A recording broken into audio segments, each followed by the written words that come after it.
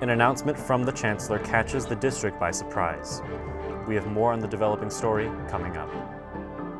And a nearby school district is experiencing opposition of its LGBTQ policies by a couple of its own teachers.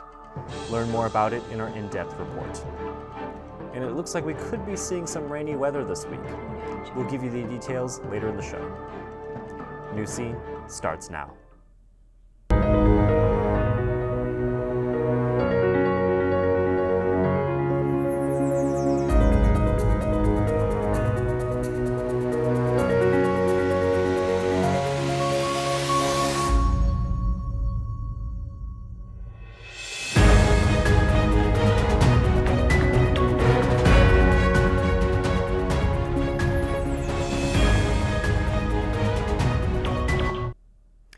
Hello, I'm Benjamin Guadarrama, and welcome to this week's edition of Newscene, a broadcast produced by the students here at San Diego City College. Every Wednesday, we bring you the top stories of the week. We start tonight with some sad news for the San Diego Community College District. After 2 years, Chancellor Carlos Cortez has resigned from his position. The reason for his resignation is to help care for his parents who are facing health issues in another state. Greg Smith, the district's Vice Chancellor of People, Culture, and Technology, will serve as acting chancellor until further notice. And there's been another development in the Nathan Fletcher lawsuit. For the first time since filing the lawsuit, the accuser Grecia Figueroa has spoken out about the alleged assault. Figueroa alleges that Fletcher sexually assaulted her. The former MTS employee recently released a blog post going over the backlash women face when accusing people of sexual harassment. She has also claimed that she was wrongfully let go while Fletcher was chair of the MTS board. Fletcher has denied the allegations of assault. And the LGBTQ policies of the Escondido Union School District are being opposed by some teachers. Roxy has more in the in-depth report.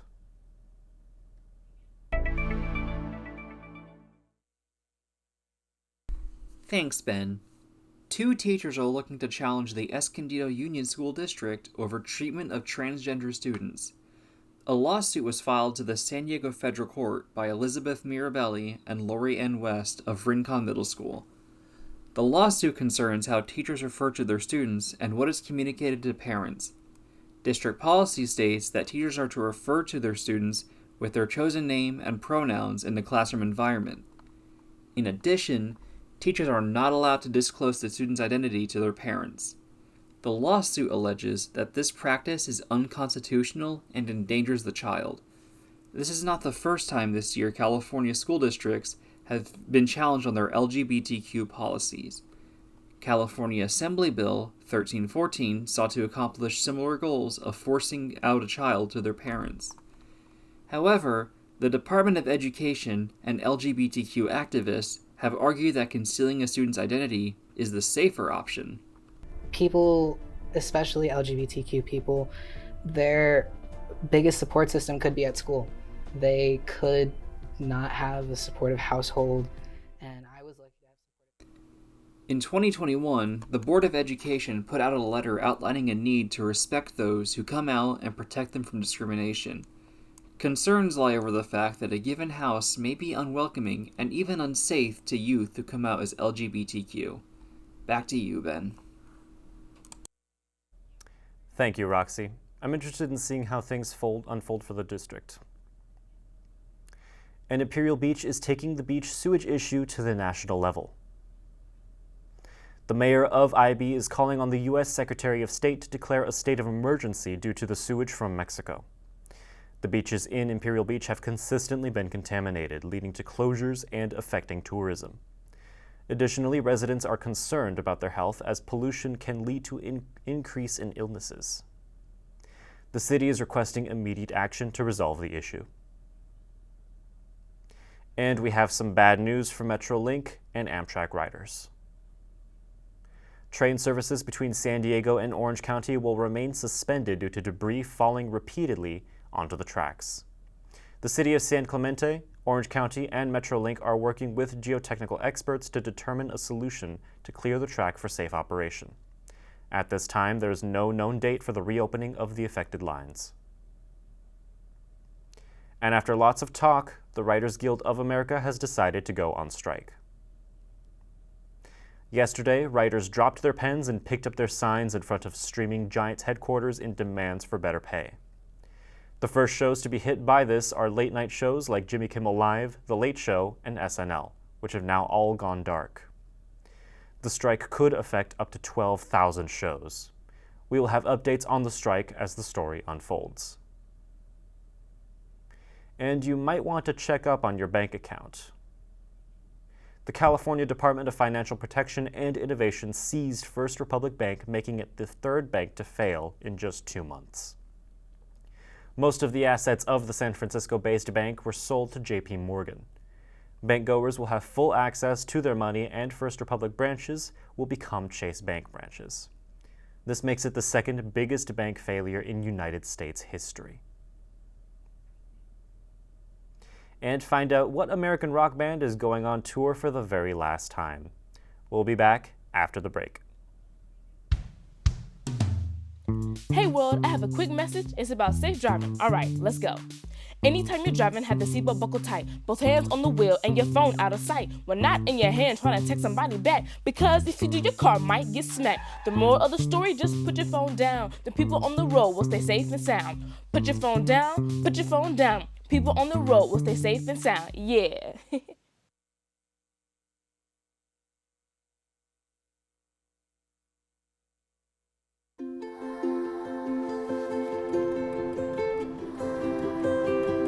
To Sofia and Gabriel, mis flores, my little flowers.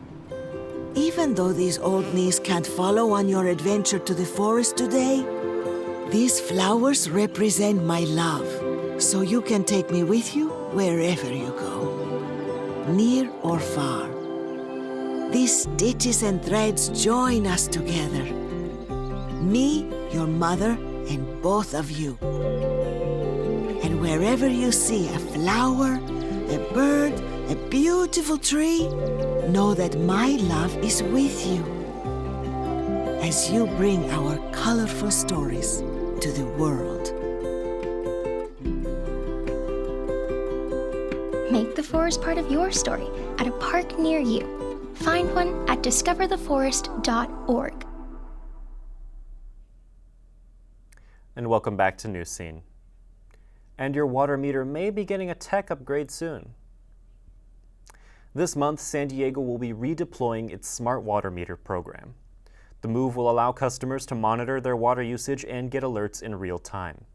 The meter will also help detect leaks early, reducing water waste and potential damage. This program was originally activated in 2015, but it was halted in 2019 due to problems. City officials say they will work to help ensure past mistakes won't be repeated. And San Diego got some warmer temperatures last week, but it looks like things could be cooling down again. Jillian, what can we expect this week? Thanks, Ben. So actually on Thursday, there's going to be a chance of showers, but the cooler temperatures that we've been experiencing today are going to last throughout the rest of the week, and we're going to continue to see those partly sunny skies. So let's take a look at our afternoon temperatures. What we're seeing is very similar temperatures in the coast and inland areas, very cloudy and sunny. And over in the mountains and the desert areas, we're going to see more of a breeze, but 20 degrees higher over in the desert at 77. So let's take a look at tonight's temperatures. What I'm seeing right now is a lot of cooler temperatures. I'm seeing the coldest temperatures in Julian and Mount Laguna, 35 and 32. Over here in San Diego, though, it's slightly warmer at 52. But it's a cooler night overall. If you're going out, like I always recommend, bring a jacket. For our 5-day forecast, let's take a look. Like I mentioned earlier, there's going to be some rain on Thursday, but that should be the only day this week we should be expecting rain. On Friday, it's going to be warmer and it's going to be 64. We're going to see those partly sunny skies, and it's going to continue to have this weather for the rest of the week. But don't forget, Friday is Cinco de Mayo, and luckily there's going to be no rain to ruin whatever plans you may have for the holiday. But yeah, that's what I'm seeing for the rest of the week, and that's all I have for weather. Back to you, Ben. Thanks, Jillian. I guess I am going to need my umbrella again, unfortunately. And the legendary rock band Aerosmith will be touring for the last time. The band announced their Peace Out tour, which is scheduled to begin this fall. The tour features the Black Crowes, and together they will perform in 40 cities across the U.S. California fans could see Aerosmith live this December in San Francisco, San Jose, and Los Angeles. Tickets go on sale this Friday. For more information, visit aerosmith.com/VIP. And get ready to celebrate Cinco de Mayo in San Diego. Seaport Village is hosting a Cinco de Mayo celebration this Saturday. The fiesta will be near Seaport's Lighthouse Village, which is surrounded by delicious on-site eateries. There will also be live music from an award-winning mariachi band, an a cappella concert, and musical acts throughout the day. This event will run from 11 in the morning to 6 in the evening. Be sure to arrive early because parking may be limited.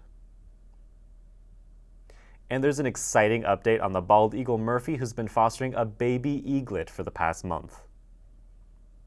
Murphy, a 31-year-old eagle, first went viral last month when he was seen nesting a rock. The World Bird Sanctuary, where Murphy stays, then decided he would be a good fit to foster a baby eaglet who became orphaned after a storm blew down its nest. It's been a month and the baby eaglet is doing exceptionally well and expected to be released on Father's Day, June 18th. And that's all we have for this week's Newscene. You could tune in for a new show every Wednesday evening or watch anytime you want on YouTube. You can also keep up with the latest news from the entire City Times media team on sdcitytimes.com/newscene. This is Benjamin Guadarrama, and for the entire Newscene team, good night. This has been a production by the students of the radio, television, and film program at San Diego City College. This has been CTTV.